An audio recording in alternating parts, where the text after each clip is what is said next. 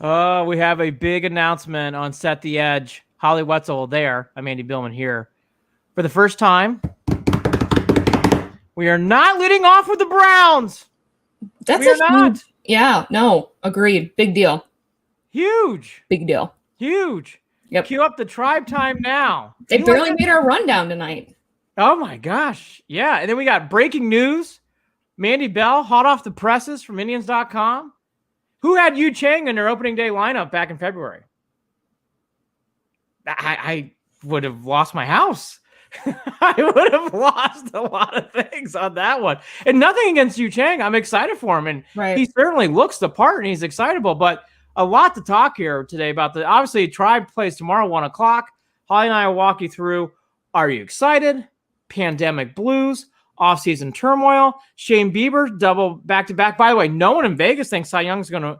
No one in Vegas really believes Bieber's going back-to-back Cy Youngs, which I find interesting.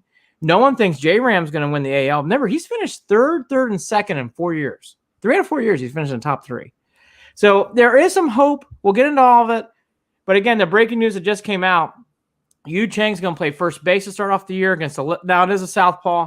So no Bowers playing first base. And then the other news, which isn't so surprising to me, Holly, is Luplow playing center field. So Luplow starts off center field. Then you got Rosario, Naylor, your infield, Hernandez, J-Ram, Jimenez, the exciting guy from the Mets, Roberto Perez, who I want to talk about him in a few minutes, and then, of course, Bieber. So all this laid out, and you've been talking about this a lot. Tribe time now, 1 o'clock, Comerica Park, Detroit. What is your vibe? What is your main theme going into 2021, Ms. Wetzel? For the Indians? Yes. It's such a mixed bag, you know. I am all over the place. It's like I'm in a bad relationship and I'm like still trying to keep it going. You know, they're trying to say I love you. They're trying to say I love you to keep you in the relationship. Yeah, they do that. They do. And they keep screwing up, you know, and it's just you want to believe in the best of them, right? And it's really hard. And I know it's always funny. I love comparing sports relationships to romantic relationships because there's so many really great things to compare it to, you know? I mean, it just is like, and with the Indians, it's like, I love you so much. I do. Why do you keep fucking up, you know, across the board? And it just, it really does. And they're not a shitty person, right? They have some talent. They do shitty things. And it's right. They have this talent and they have this opportunity to take advantage of, right? And then they don't. And it's frustrating. So I'm all over the board with the Indians this year. I'll be honest, I barely paid attention to spring training. I just started to kind of get back into the loop of the starters, you know, how everyone performed, you know, and it's just kind of overall that excitement just isn't there. And but what really is there to be excited about? Except because then at the same time, I'm like, I love opening day. I take off and go downtown for opening day every year. I went to many opening days myself and attending. So, and even if I wasn't going, I just go out to downtown to party, you know? Sure. So this is like, I almost kind of forgot about it. And it's I think it's supposed to be like beautiful in Cleveland on the home opener. On Monday. Yeah. So it's just, of course, the 1 year where it's supposed to be like gorgeous. And, you know, there's a lot of, question for you. I read, so, you know, all this stuff's coming out about, you know, the new regulations at the stadium and what you can and can't wear, right? The Native American headdress, no more red face paint. Yeah. But also they came out with like these mask restrictions. I saw and that I'm I'm honestly asking because I don't know. And this happened to me when I was on my flight from hell on American Airlines. Thank you very much. People listen to the old episode. You can relive the life of hell. If you want to relive it, I never want to relive it. But when I was up at the counter, because I always ask them if I can gate check my bag, because watching me try to put a bag up on the, you know, in the shelving is just a disaster. I'm too short. It's too heavy. I'm like holding up the line. Anyway, so I'm always asked to gate check it. Well, she's like, no, we're not gate checking bags for this flight. I'm like, okay. And she said, plus she's like, your mask She's like, it's not regulatory. And I'm like, what are you talking about? And it's not like a gator, because like I guess it's kind of similar, but it goes up like around my nose, obviously. It hooks behind my ears, and then it just kind of drapes down. And I got it from Old Navy. It's supposed to be for like working out. So you're still able to breathe a little bit when you're working out. But I knew I was going to have this thing on for hours, so I wanted to wear it. And she's like, you can't wear that. So anyway, with the Indians, I saw they're not allowing those either. Yeah. And I don't get it. Because if anything, it covers more. Like it's from here down to here. And so anyway, I don't know. Do you know the answer to that question? I guess that when I asked the lady Delta, she's like, well, it's open at the bottom. And I'm like, yeah, but like down to here. You know? Yeah. From what I can understand, okay, there's a lot there. I want to go back to opening day. Remind me to go back to opening day stuff, because I was at 1 and 16 when Believe Land came out. I was at the 16 one, where the next day was freezing cold. And then anyways, I don't want to do that now. I'll go back to the mask. The mask regulations, from what I understand, is you can eat and drink with your mask off. Any other time, even when you're sitting, you must have mask on. And that has been the regulations for the NCAA tournament too. And that's been under for a lot of things. So I guess they're just prohibiting those protocols. I'm interested in why they're doing that for outside, but at this point, I don't know. And honestly, I think the one thing I've come back from this pandemic, we're 14 months in almost now. The rules are still just throwing darts at a wall, and the rubber ball bounces back. Yeah. All that to be said, from what I could tell, to what Holly's alluding to, once you enter the stadium, by the way, hey guys, no backpacks unless you have medical condition. There's nothing. Purses are very limited to anyone out there. And the bigger thing too that I noticed is when you come in the park, you may do your normal things, but there will be no mingling. There will be like they didn't say that, but they're kind of alluding to it's like, hey, you want to get your food? Cool. You want to go to do these? I think the corner bar will be interesting to me. Well, that's what I was just thinking of. Like, how are they going to? It's going to be really interesting how they regulate it, because if people do have masks on, if they did go with a group, you know, I don't know. I did not go to any Browns games this season, so if people were hanging out, like, it's not like the same obviously as the Indians, but if people were hanging out like in the hallways in some way, shape, or form, I don't know how that works. So if anyone listening knows, or how it was at the Browns, I'm just curious, because that's a good point. I mean, the game, it is outside. Masks have to be worn the entire time. You know, it is. It's an interesting, and I think though eventually things will start to maybe loosen up a little bit. I think, look, we're still under a very large amount of people not vaccinated. And speaking of, I get mine tomorrow, my first shot. Congratulations! Connecticut opens up tomorrow. I'm getting up very early to be first in line, Yale, New Haven. So yes, I want to have my hot girl summer, Andy. That's all I want. Look, I want it. Look. When we're at the draft and Jared Watson's attending, we want to be able to have a fun time and feel safe and we all know the first step is getting the vaccine. So I'm kudos. That is the biggest news on the show is Wetzel getting the vaccine. Yes. I'll go down this. I think it's all makes sense to me. If I were the Indians, I would have done the same exact thing. There has been an outbreak where I live in a little town in Cheshire, Connecticut. They are having a small outbreak, and there are some popping up, Andy. There's populations are growing up again, and I mean, it's not huge, right? But to just have it's just weird in this kind of time. So I get the Indians' restrictions. In fact, I'd be doing the same thing. Like, look, we can't fuck around. Come back after Memorial Day weekend. Maybe we start doing more things. But until then, we gotta. I think there's gonna come a point, Holly. You gotta have your vaccine card to get in. Like, hey, I got my vaccine. I'm allowed to come in. I think I think those protocols are going to start happening in the summer. Maybe for certain parts. And I think they may be testing it out at the draft, honestly, because they've even said there might be special areas for people that have been vaccinated to go into. Correct. Maybe the corner is going to be the vaccination corner. God, can you imagine? Went on a date to the corner, got vaccinated, came home, tried 195. Woo! Vaccination shots for everybody. Gosh, I'm vaccinated. Just like where? Oh, seriously? Can you imagine? Vaccinated in the corner. Oh my gosh! Indians, take these ideas and run with them. Vaccinated in the corner. Vaccinated in the corner. BC.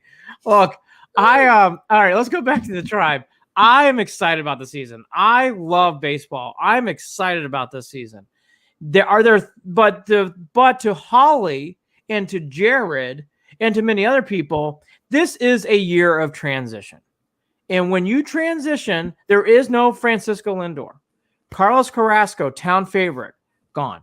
Carlos Santana, I loved. A lot of people loved, gone.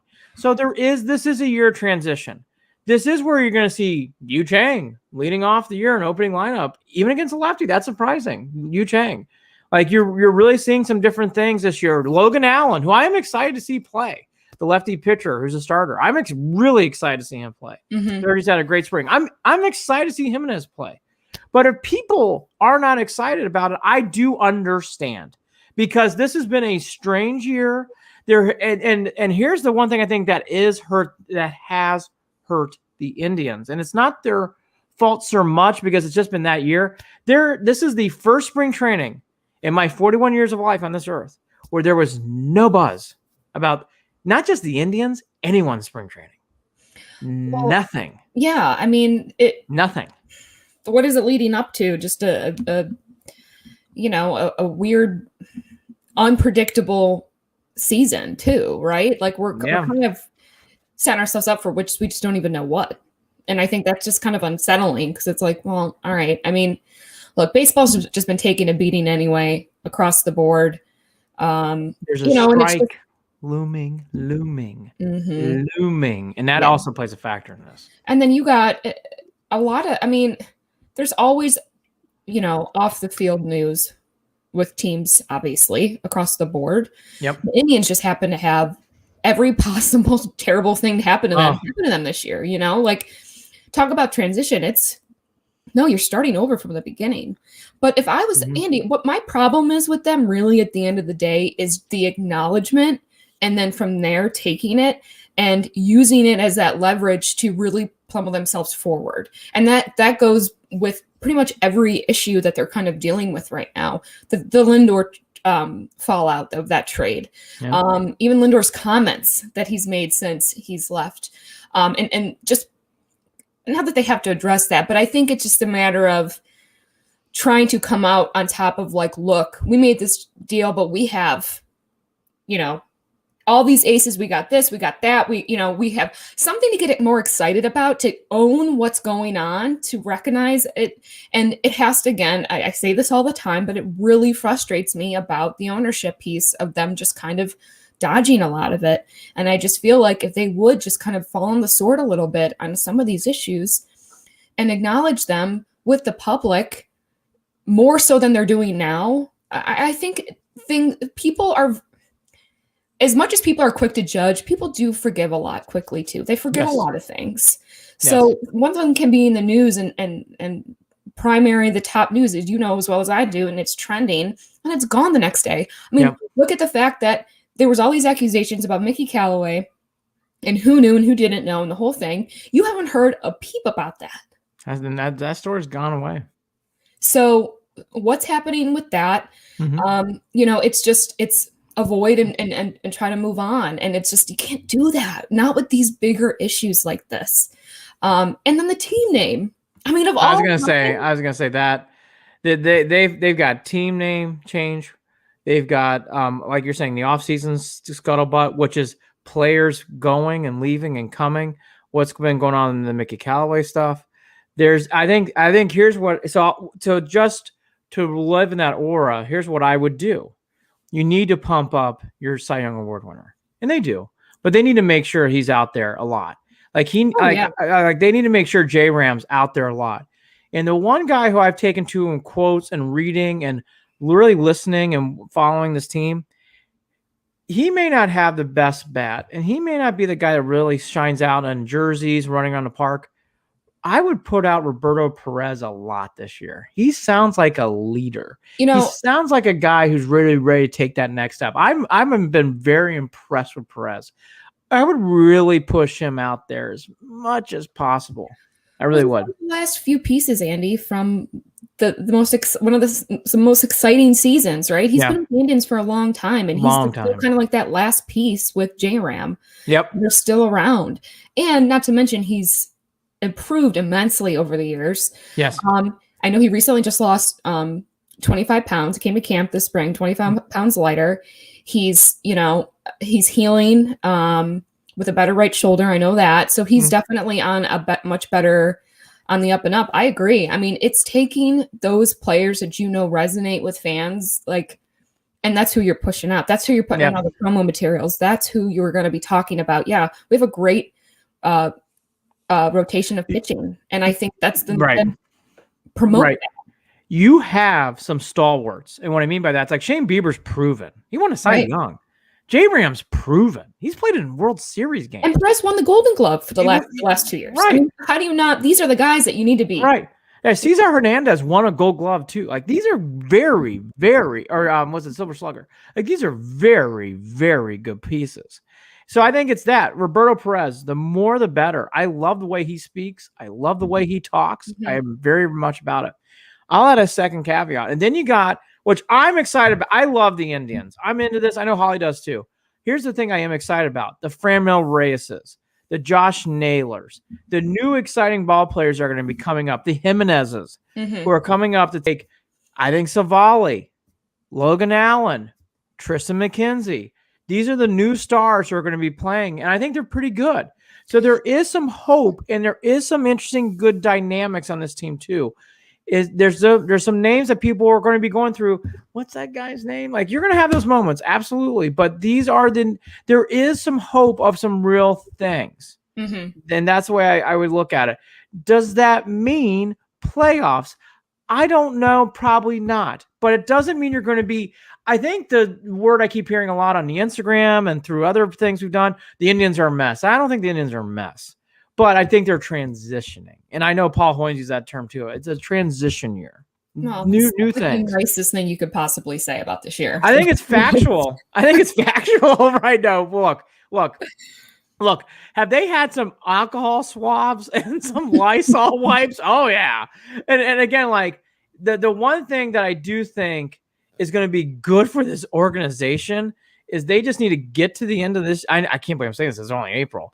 Get to the end of the year, whatever the new team name is, embrace it, celebrate it, and get out there. I will say, once they come up with that team name, I would, to what Holly's saying, announce it immediately, announce it quickly, champion it, bring out new apparel immediately before Christmas. Like, hey, everybody, let's go. Here's the new team name. Like, here's who we're going to be.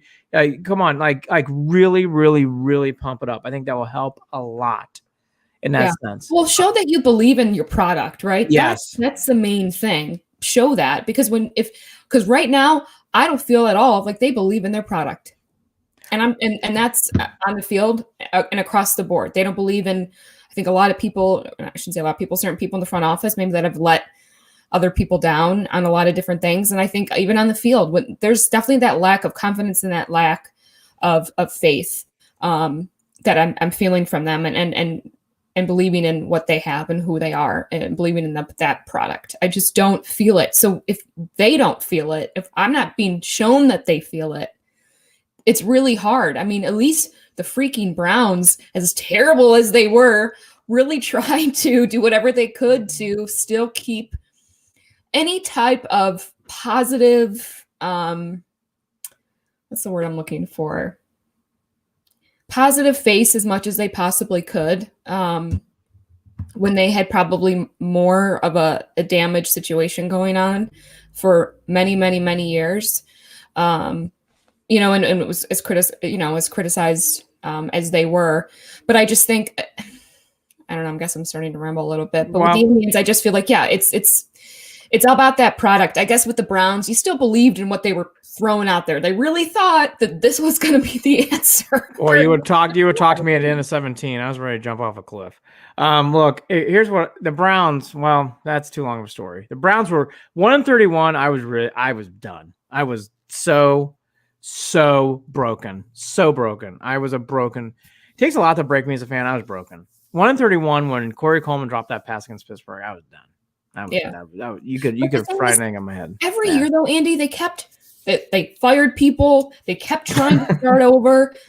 You know what I'm saying? Like they kept trying to get out of that hole. You don't understand. I guess what I'm trying to say, that's the difference. The Indians just don't feel like they're really, here's the time to really embrace this major change right across the board with everything. They're not doing it. Weird. Baseball's much different. Okay, I'm gonna go down this road. It's boring, but not boring. Here it is. Baseball is a system on contracts of television and revenue. And the Indians don't make as much television revenue as the Yankees, the Cubs, the Red Sox, the Dodgers, and the Angels. Because of that, they get unfair revenue. You throw in a pandemic, and the Indians the pandemic really hurt teams like the Indians, the Brewers, the Pittsburgh Pirates. And it hurt them too because they are always amazing. Always. Yeah, and they rely on their minor leagues. They didn't have any minor league system last year. So that like the Indians they're a year behind on financial, they're a year behind on minor league play. They didn't play last year. So it throws off when you're a team that builds off your minor league system. And you don't have a minor league year last year in 2020. Everything's thrown off. I know people don't want to hear this. This strike needs to happen. It's much larger than players and union. I will say this. There's a big part of this where it's like, aren't we ready to start sharing more revenue fairly between the Indians and the Yankees? The Pirates and the Dodgers. I mean, aren't we ready to share more so we can look at how the disparity of Holly, it's embarrassing. No, Andy, I think that there always will be, but I don't want that anymore. I do not believe that that's the only thing going on. And when we had Sherman, we had that minority owner. I know. Our payroll was over 100 million, wasn't it, or close to it? Well, no, it was, but Holly, like you can't. Here's the thing: it is a big disparity, and to the point where it's suffocating. It's suffocating. Yeah, but I'm not disagreeing with you on that front. I just think there's still other factors, and I feel like the Dolans have continued to not. Paul Dolan just came out and said, of the few times he's actually come out and spoke, that they need another. They need. He's looking for a minority owner. They need the money, and they need the support. And it's like, then go out and find a minority owner. Well, I can't speak to that. I don't know what those negotiations are. But our payroll, Andy, at the time though was at least I don't quote me. I swear it was just over 100 million in whatever that year was when we brought in. What was that, 15 or 16? I guess when he was here. Like we can still make certain moves, and I'm not talking about the little indoor move. No, I know. Look, to me that's a part of this story. Baseball to me has a lot of problems to fix that's beyond Cleveland.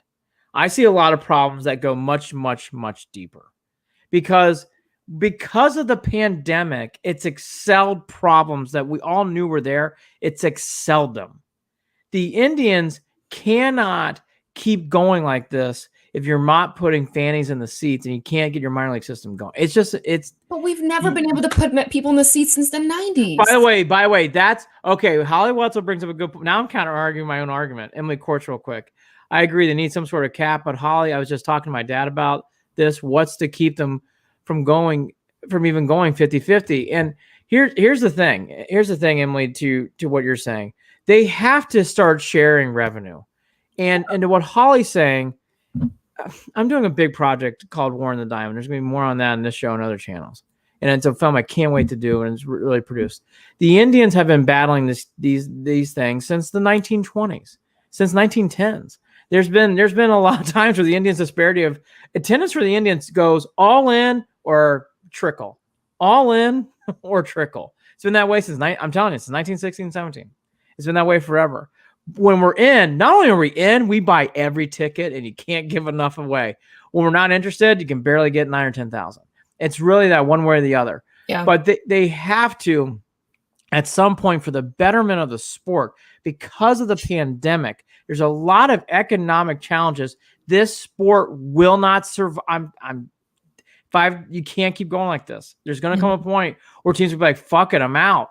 I can't keep doing this.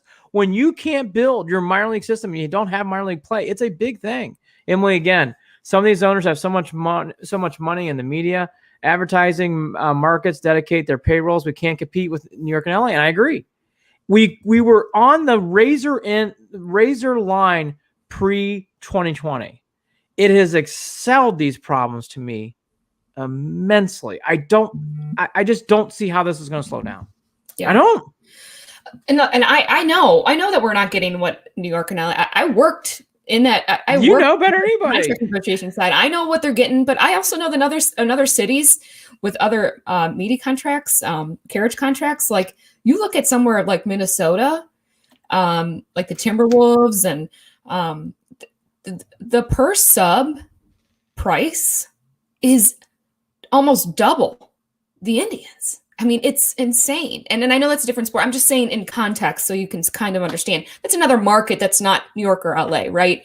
No, it's a good comparison. I like that comparison a lot. That's very, very good. I like that. You're looking at, I know that Cleveland, I don't like calling Cleveland a small market. I don't like doing it. We're not. No, it's not small. By the way, it's not a small market. It's not. So I don't always buy that. I think, though, that the Dolans use it as a crutch and as an excuse a lot. So what's the solution, in your opinion? Like, how do we get that money that the Minnesota? Well, no, I don't disagree with the fact of what you're saying. I think maybe the strike doesn't happen. There has to be a share of money across the board to make other teams competitive. But it's just, and so I agree with that. I just think, though, there are certain ways we've been able to prove that we can get around some of that and overcome some of the unfortunate things that we're just stuck with, like using a minority owner to try and get our payroll up, to make those moves. And I'm not, again, I'm not even talking about the Lindor move because I know what he wanted was insane. He's now in a he's still not signed. Okay, real quickly, let's get back. This is a great conversation, so I don't want to lose this conversation. But go real quickly, Lindor. That's insane. He turned down $327 million for 10 years. That's insane. Don't you feel like you're seeing this whole new side of him that like you didn't know kind of existed? It's a little strange. The stuff him taking a nap during the rain delay, like what? It's just weird shit. And why even say that? Bizarre. Francisco Lindor. I thought he was gonna have a big year in Queens, and maybe he still can. That's not going well right now in New York fandom, and that I'd be very, very careful. Those fans are ready to win big. Not that we weren't. By the way, we were too. We were too. I would take that contract. Want some advice from Set the Edge? Take that fucking contract now. Just take it. It. Yeah, go ahead. Emily Courts again. Emily doing a great job tonight. When's the last time the Timberwolves won anything? No, I agree. They haven't won anything, Emily. I'll answer that question for you. Or could complete in the playoffs like LeBron Harden. Agreed. I agree with you, Holly, by the way. Cleveland media market is not small. It's not small at all. And the Cavs have proven that, and the Browns have always proven that. Well, that's my ratings have proven that forever. Paul Dolan's love to say that. Well, Cleveland's a small market team. That's not necessarily the case. And also, there's other ways to build up revenue. For instance, on Yes Network, the Yankees do local deals. The Indians used to with the NBC affiliate here. Sure. And the Yankees, I'm pretty sure they still do. They did when I was there. And I negotiated on a per game basis, Yankee games for specifically the broadcast stations throughout the entire state of New York. So the closer you were in the New York, in that DMA, you paid a crap ton of money on a per game basis. It's a different way. It's not a yearly subscription, but it's on a per game. And the further you go out, the cheaper it was. It's another way you're taking that chunk of games that you're allowed to take and put them on the broadcast, put them on a broadcast partner. That's another way. There's other things I'm saying that the Indians could capitalize on. And that's another one. No, I agree. And by the way, I'd claim Buffalo. Buffalo is a big Indians hub. There's a lot of Indians fans in Buffalo. You can claim these things. I mean, I know what Holly's saying. Yankees out there. When I was trying to sell Yankee games in Buffalo, there's being laughed at. There's more Indians fans in Buffalo's a hidden Indians fandom gym. But they still took it, Andy, because it's still the Yankees, right? And Yankees are not. It is different. And look, also the state of Ohio. This is interesting too. The state of Ohio has such a weird fan base, especially in baseball. We have so many different DMAs kind of coming in with all different markets, and MLB is the most strict. So you have the Indians in Cleveland, you have the Reds Which is a big fan base. Big fan base. You go up into Toledo. Well, now you're hitting Detroit. Toledo is by far the most diverse because you have Indians fans, you have Detroit fans, and you have Reds fans. Yes, you do. So trying to sell, it was like per county in Toledo, by the way, for hockey. Oh, I can't even get into it. Only for the fact that, the carriage requirements and the restrictions are a whole other thing. But Ohio's just a different state in that sense. There's 3 baseball teams really that are kind of floating around in certain areas. So no, it's true. And I'll even go a step further. For how much times it's vomiting, the Steelers fans leak into Ohio, the Pirates fans do not. You never hear about Pirates fans. No. You always hear about, though, I'd even add 2 more fan bases to it. You always hear about the Indians, clearly. The Reds are a huge fan base. Huge fan base. You also got, as you mentioned, the Tigers, which you hear. You definitely feel it. In a really good year, you will feel Cubs fans. You will feel that presence of Cubs fans around the state. The year they won. I was God. Game 7, Andy. I was surrounded. Yeah. Cubs fans. Surrounded, by the way. Yeah. They're very, very, it's weird. Like in all my lifetime, I know everybody talks about the Bears in Chicago and obviously Bulls with Jordan. I think the Cubs I think that's a baseball city. I always felt that way. It's like that Cubs fan base, you can feel them, you can hear them. They are minus loud. the Jordan era. And I want to touch something else that Emily said about trying to get people like LeBron or Harden and stuff. And I get we can't just draw LeBron. We can't find a LeBron again and have him, want to come here. We got to groom them. I get it. Yeah. We want to we groom, but then keep them. We don't keep a lot of our players. So, and again, I know there's a lot of factors with that. I get it. But that's also the difference too. We're not going to find the Cavs are not going to be anywhere close to winning an NBA championship if we don't get anyone remotely close. We'll never get another LeBron that we are able to groom and house and draft and the whole thing. Well, not for a long time. Chances are. And I know I don't know a lot. I don't watch a ton of college basketball. I watch more. This kid Cunningham's good. There's a really good draft class coming in. And Cunningham's excellent. For one of the top 5, right? So. Well, look. Here's. I actually do politely disagree with you. I think the Cavs. You can get angry and disagree with me, Andy. You don't have to even politely get. I was on a long Zoom call today, so I don't have the energy. But I don't agree. I just think the Cavs, these are all different sports. And the NBA, let's individualize it. Football, look at the Browns. It was a disease in 2017. Like when I walk around Connecticut in my Browns gear, it's like, oh, you're so like that's so nice. You cheer for them. It all changed. Okay. Yeah. You can build now. People like Jackson, who will get to their comments later, are basically saying we're here to win a Super Bowl, which they are, by the way. So it can change. The Cavs, if you draft a Cunningham, that kid out of Oklahoma State, maybe one of those kids out of USC who I saw was going to go in the first 5, and they do turn out, and you may get. By the way, we all knew how good Curry was, or Durant. Like Durant was in Texas. Durant in Texas and Cunningham to me are very similar. I could see Cunningham. Now that's a bad comparison. Durant's unbelievably good, but I can see him being in that world of I think he can come in and do things. So I do think that can happen. Hey, you get that ping pong ball number 1. Hey, yeah, but you think winning NBA championship? We could barely do it with LeBron. LeBron James. I know. And that goes back to who LeBron had problems with people wanting to come and play with him in Cleveland, right? We don't really know the answer to that of why, if they really did or not. Here's my big thing about that 15-16 run. Ready? I think there's one move that happened. Obviously, LeBron coming's the biggest move. So let's take that aside, right? We all give, and when LeBron came back, everything changed. Right.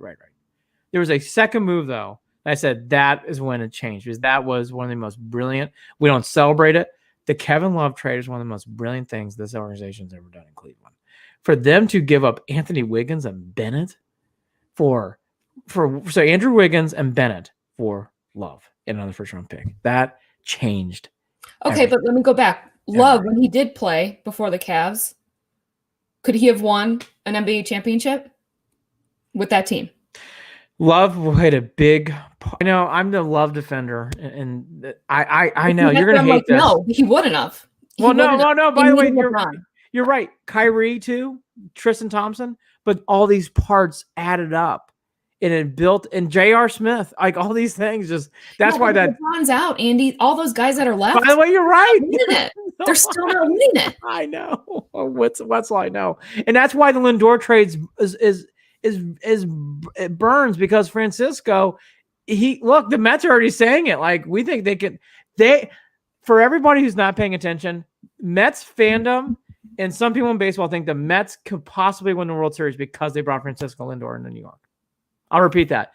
There are a lot of fans who believe that the Mets are going to win the World Series because Francisco Lindor, the player who played for us last year, is in the Mets and is going to take him to the World Series and win it.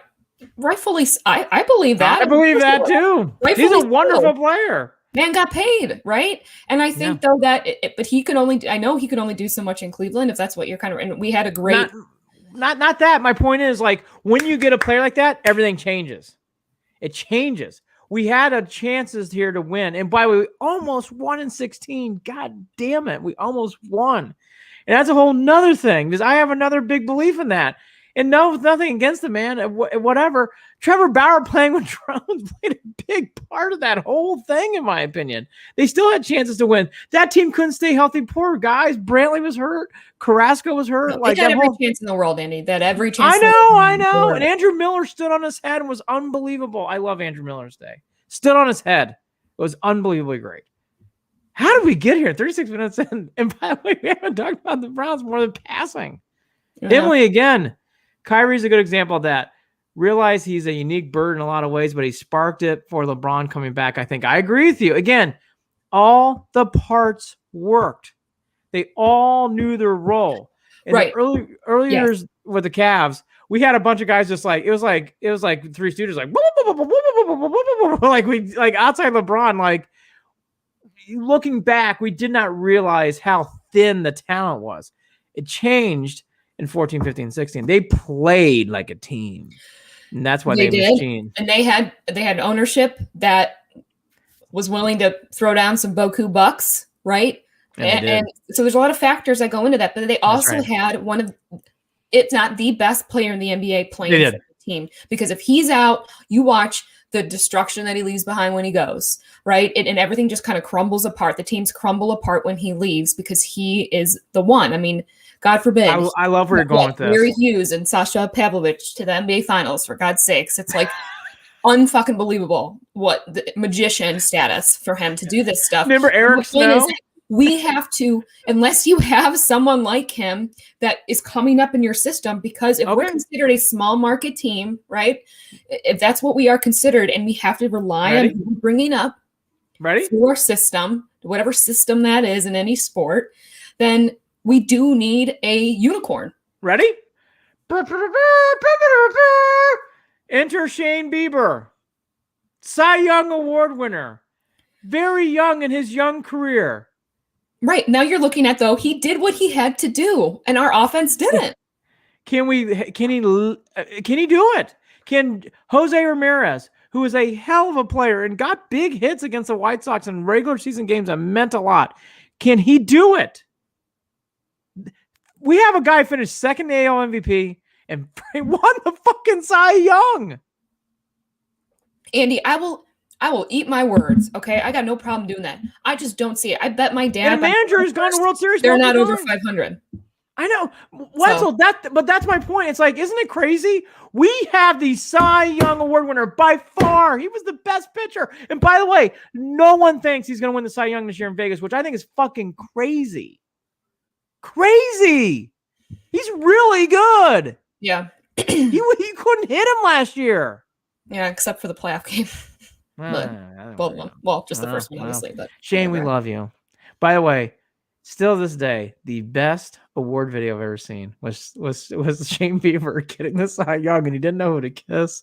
He was all in that room.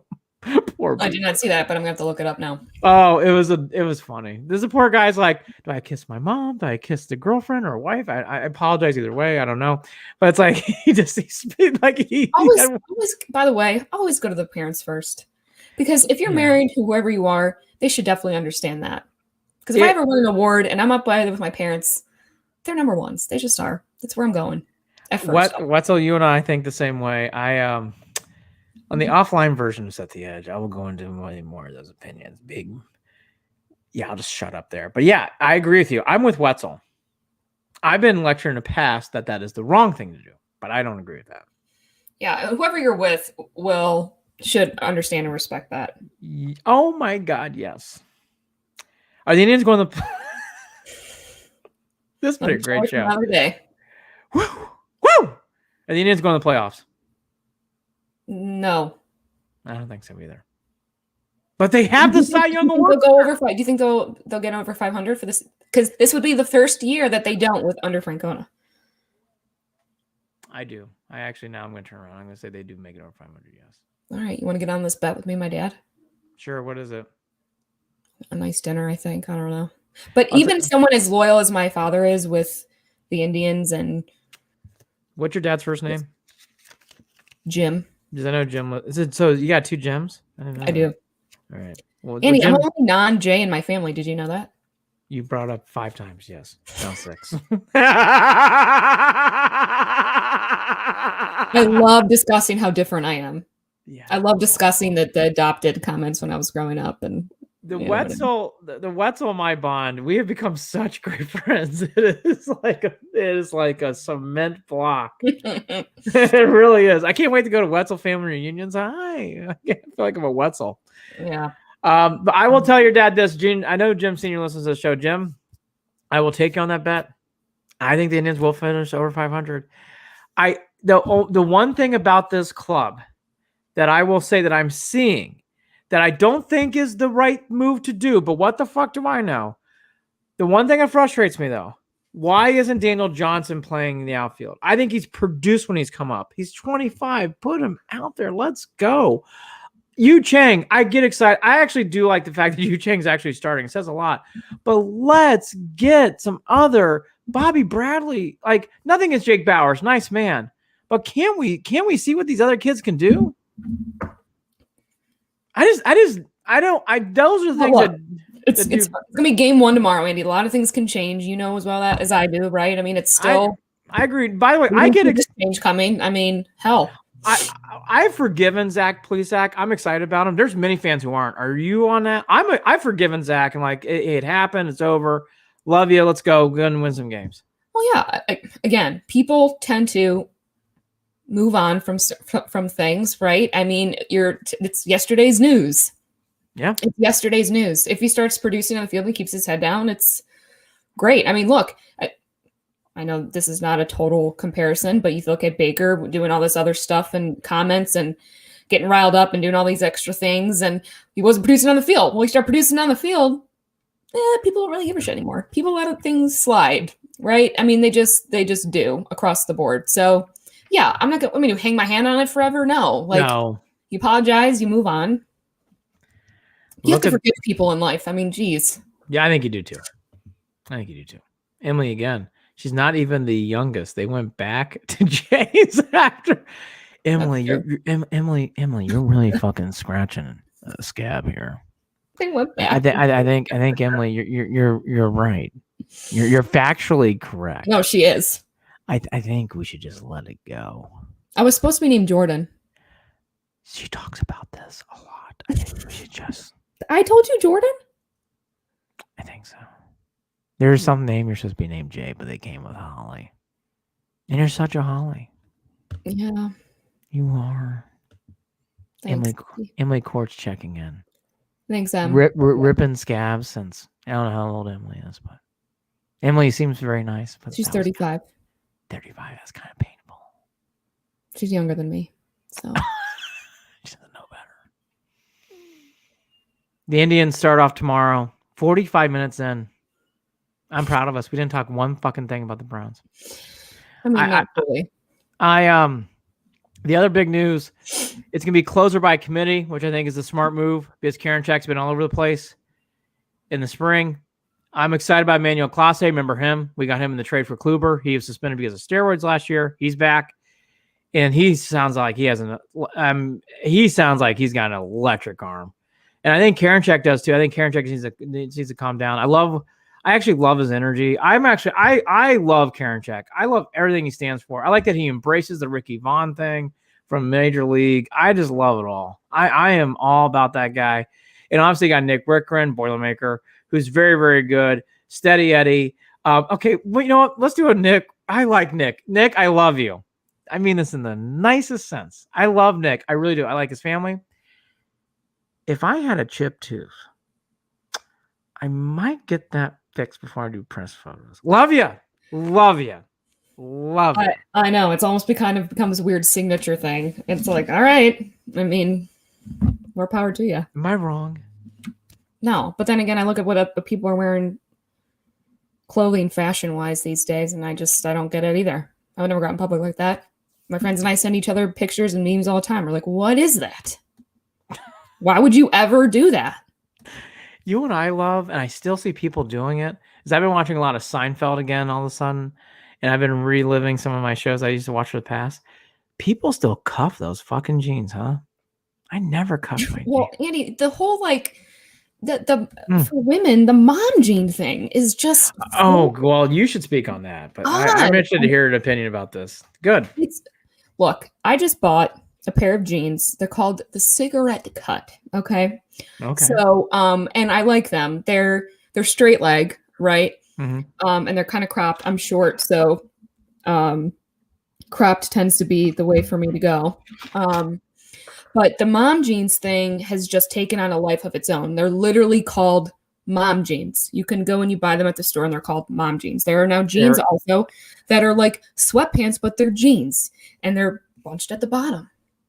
Okay. Then there's these crazy shoes that have they're platform shoes, basically. Yes, I know what you're talking about. Like the Kanye West, like the tennis shoes that look like they belong on the moon, and then, shirts that are like the crop is like up here. Like I can't even have a side part anymore. When you're young. No. Oh, no. So like side parts are now considered old. Well, what you see is what you get, people here. But no, the mom jean, that is a thing. And the fashion that I see these girls wearing is just mind-boggling to me. And I don't know if I'm like, am I really just getting old, or am I really looking at this stuff? Like it's a weird 90s kind of. Oh, it is 90s. It's comeback, but on a different spin. And it's just, some of these jeans are just awful. The acid wash is back. I'm fascinated by mom jeans and cutoff shirts. Fascinating. Cutoff shirts like here?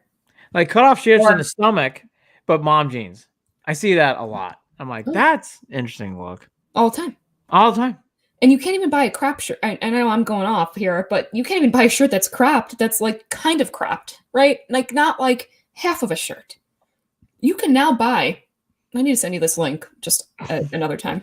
You can buy a sweater, okay? Uh-huh. It's just the sleeves.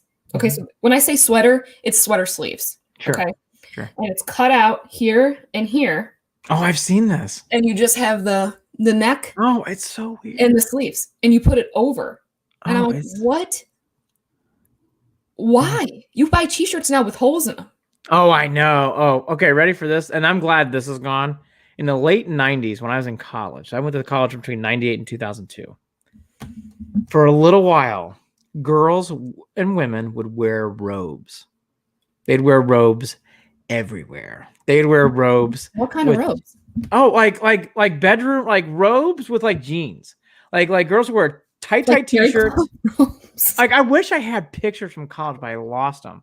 Because I would just sit there because I roomed with a girl my senior year of college, and she and Regina and she used to laugh. She used to wear around she goes, Billman, tell me. I'm like, I think you look ridiculous. I go, you wearing jeans and a tight t-shirt and a robe. I mean, this looks so, but every girl did it.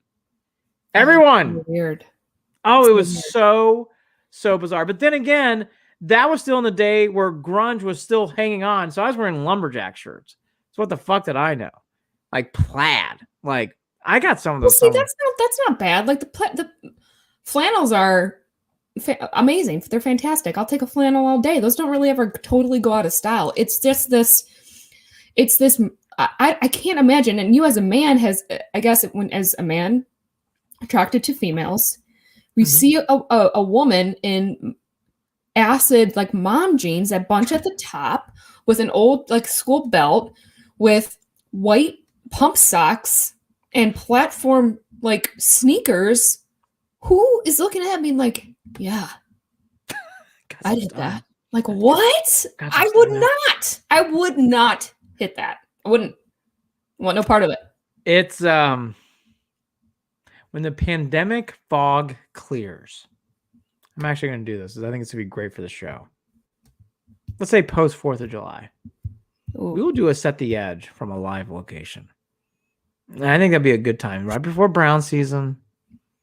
And I'll come to Cleveland, and we'll do a Set the Edge live, and we'll do a whole outfit. We should go to the mall. Oh, perfect. My friend and I were at the mall last weekend, and we were walking through the store, and we look at each other. We'd see something, and I was like, "What would you do if, like, you picked me up before we went out one night? I was wearing that." She's like, "I would drive away." I would look at you and be like, I don't know who you are. You're not stepping foot in this car in that outfit. Like, goodbye. I mean, so no, it's not okay. And maybe I'm old, but no, it's not happening. It reverses because I thought guys dressed weird for a while. It is definitely, I'm with Holly. It's more the women right now. I can't. And the fact that, and I wouldn't even care as much, Andy, if they did it, if these Gen Zers weren't like trying to start this weird, like, you guys are old, you know, with the it's on the side parts and the whole thing. Like, I can't. I'm like, why are you fighting us? We gave you high-rise jeans. Like, embrace it. I just want to know I'm on your team. Thank you. Team. So now I'm all fired up about the Gen Zers. I was just talking about this with a young woman yesterday. I didn't even know what Gen Zer was. I thought Melinda. She goes, "No, it's Gen Zer." I'm like, "Oh." She goes, "I found out I'm a Gen Zer. I don't even like it." I'm like, "Oh."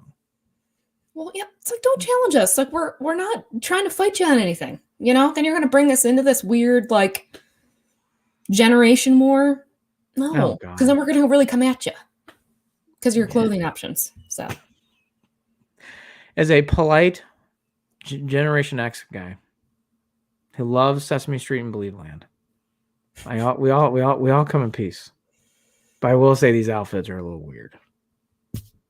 Yeah, but they're not attractive. Like, I just don't, and I don't know. But then again, women other women, and I really believe that too. I mean, women dress for women. Hey, look. On top of that, and people who ever went to University of Toledo with me, I could not get over how many people would go to class in jeans, white T-shirts, and robes. I saw it. I've never heard the robe thing. Oh, it was. I'll ask my sister and my brother that if that was like that in school. Oh, it was like that everywhere. Well, to the audience, you're welcome. Your clothing. Hashtag blessed with your options. We've now covered everything possible. I don't know if anybody knows this, but Holly is the only name that doesn't start with a J in her family. But she's fine with it. She's very excited about that. I've embraced it. Jeez. Just in case anyone didn't know. Joe has. Fact check Emily Quartz will make sure. That they even went back to the Jays after me. I love it. I liked Jackson's comments today, the new Brown signing. He went in a conference call basically saying, look, if Clowney wants to come to Cleveland, he's got to be ready to embrace the Super Bowl thing. We're not sure if he's coming or not. I like that stuff. I know that sometimes it gets hand-wringing, Browns fans nervous. I don't feel that way, Holly. I like that. I like that he's talking that way. Yeah, no. I like it a lot. I don't know why anyone would get nervous about that. We got to get over that mentality. That's I agree. That's old Brown processing. No, I agree. We do. Yeah, you should be honored to come and play with what we have going on here. Yeah, we got something special. Holly, are we going to the Super Bowl next year? I don't know. I think we'll come close. We have to come close. I think we're. There's a lot of factors like we've talked about, obviously, show after show of what's really going to, what are we going to determine as a successful season? Because our our expectations for a successful season last year are going to be much different than much different. So there is that factor too. So I don't know. I mean, I think we make the playoffs for sure. I think we set where there's. I'm not opposed to the extra game, by the way, for the 17 season game. These preseason 17 game season. The NFL. But I think I added another bye week or something, Andy. I think that there's got to be these guys go through by the time December hits, they're really beat up. I mean, and that one bye week is really not. It really isn't enough. And you're going to add another game. Then you're adding in all these other options. And I know it's about money, duh. But you're adding an opportunity now for possible more injuries. No, you're right. Factors with it. So I'm not opposed to it, but I think they make it 18 and do a bye week. Yeah, I think the one thing I learned 3 years ago, all these preseason spring trainings, they mean nothing. I don't care. There's another preseason game gone. I don't care. I hate the NFL preseason. I hate it. I've learned that these things mean nothing. Yeah, nothing. 2 games, honestly, Andy, I think would be fine. I that's where they're going, and it's going to be 18-2. 18 regular season, 2 games. But Holly brings up the point that I was going to sniff out. Injuries are more in play. Every time you add a regular season game, you're adding injuries. I think it's great that J.J. Watt has come to Cleveland, by the way. I think it's fun. That's our 18th. That's our 18th game, right? I like that. Yeah, so we do get an extra home game. I think it's cool. But will anybody care about the Cavs after baseball starts? I think it's dicey. I love the Cavs. I'll watch every game, but I think it's dicey. No. Yeah. I don't know. Then I'm like, what? Baseball ratings, like I mentioned earlier, they always do well in Cleveland. So those baseball ratings will be up. But this is also it's interesting, Andy, because, Fox Sports Ohio, which is now Bally's Sports. Ooh, I don't know the exact name for Fox Sports Ohio. I know for STO, it's Great Lakes. Just making the official switch over. Yeah, tomorrow's Bally's. You're right. Yeah, but Sinclair, who owns all of them, they don't have deals right now with, and this is for Great Lakes and I think and for Fox Sports Ohio. They don't have deals with Hulu, YouTube, and there was a couple other on there that they don't have any. I think every other streaming service they do not have deals with except for AT&T. I think so. A lot of people are going to be able to watch the Indians. They're not going to watch the Indians. You can't get a whole people. By the way, don't think that you can go get that MLB package and watch them in March. You can't do that. That's a whole nother show. There's we'll go down this road for a second. There's a checkerboard problem. When I say by that, it's like I'll check into a hotel in Cleveland and I have the NBA and MLB package. So even when I'm traveling on the road, I can watch the Indians and Cavs on my laptop. But I can't in Cleveland because of where my location is.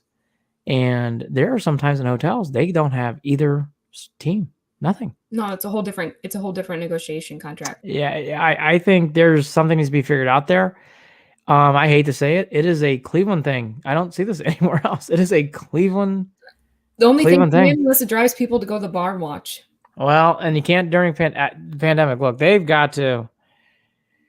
That's not a minor problem. I can't get over how many times I come to Cleveland. I'm like, I can't watch Indians or Cavs because there's going to be, and it's going to hit now that we're talking about this. As I think it through more with STO now, and them not having contracts with all this different streaming services, which a lot of people obviously have made their move to.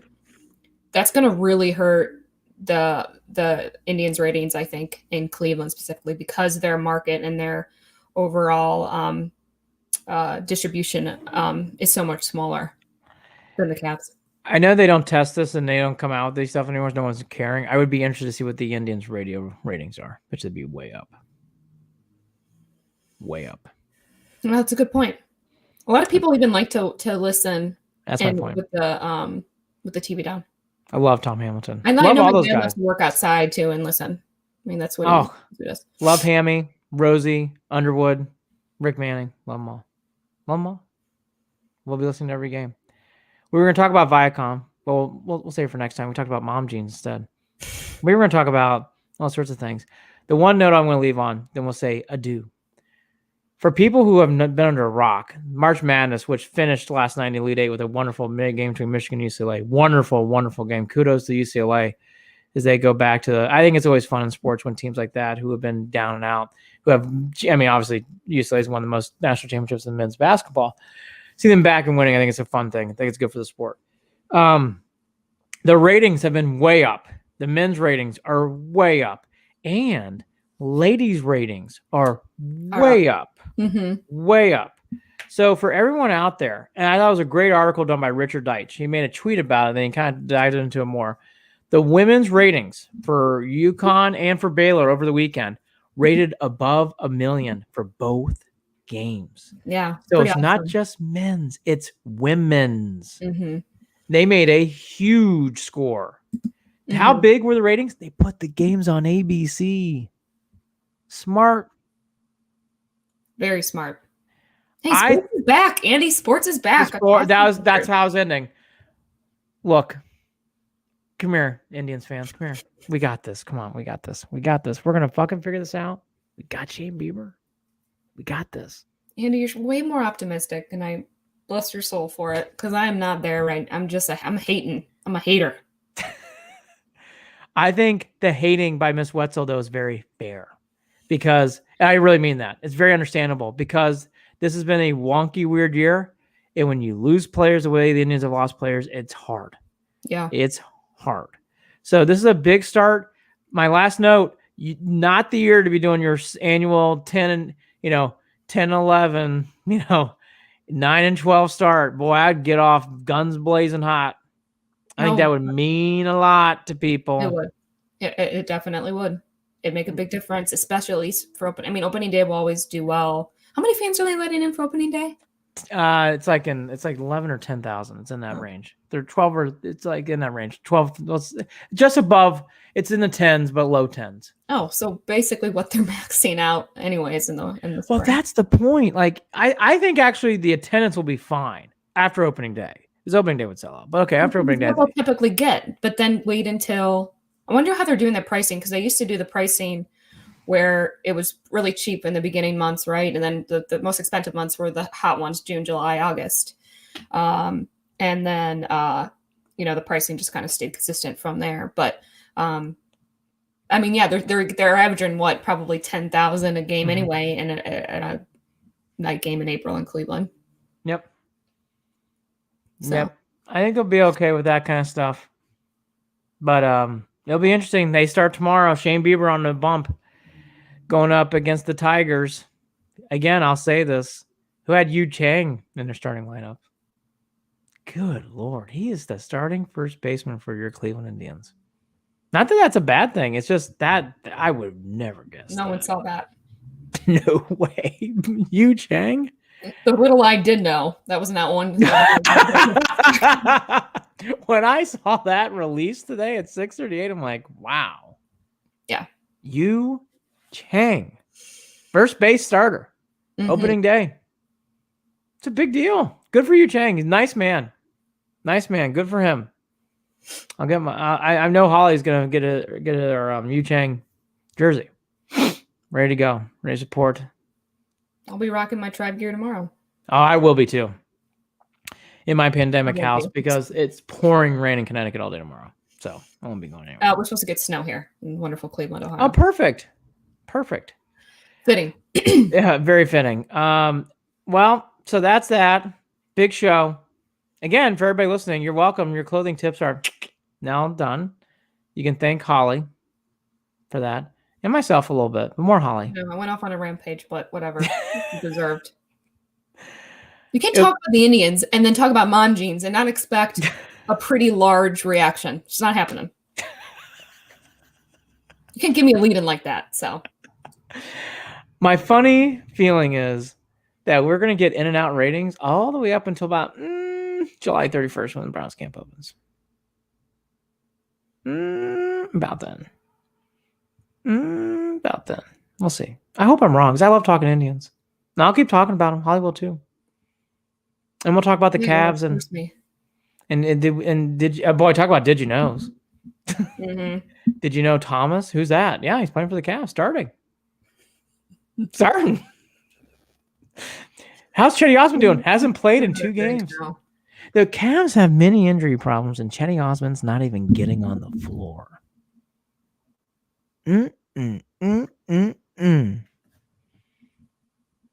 Thank God he's got that Head and Shoulders commercial. He's dandruff free, if anything. Chetty, at least you got a lifetime supply of Head and Shoulders. That's right. Thank you to Uno fan Emily. Great job. Always. She was wonderful tonight. Everybody else out there, thank you. I saw we have a lot of likes and loves though, so that's nice. So definitely people are watching. Have a great night. Enjoy, opening day. Joy. You'll see Holly on Instagram more. She'll be popping in and out. No mom jeans. Cigarette. What do they call them? What did you call them? Cigarette jeans? Cigarette jeans. With her cigarette jeans. I will just be in my comfy clothes. Because I'm just that kind of guy. And we'll relive. And I think last thought, for everybody out there, if you could say, what is the one thing I've learned? Holly loves her name. Great way to end it. Bye-bye. Go Tribes. Get him, Bieber. I love that. Come on, Shane. We're behind you. Let's triumph the 162-0 track. Can't wait. Jimmy Wetzel. Dad jeans greater than mom jeans. Yeah, because his are tighter than tight. He asked me when I was down there if his jeans were too tight that he was wearing. I can't stand that stuff that's tight, so I always go for baggy. No, he's trendy. He tries to be the trendy one. He looks trendy. I like Jim's look. I would die to have hair like Jim. Die. Have a nice house. Him and my little brother. They both love that lettuce. Both have great head hair. Great hair. My dad's got long hair. He's like, well, I got it. I'm gonna grow it. So I get it. What didn't happen? Oh, sorry. All right, Andy, we better wrap this up. Bye, Jim. You missed the show. We talked about you and all sorts of other things. Have a great night. Go Tribe. Let's win this game. Let's beat the Tigers. Please.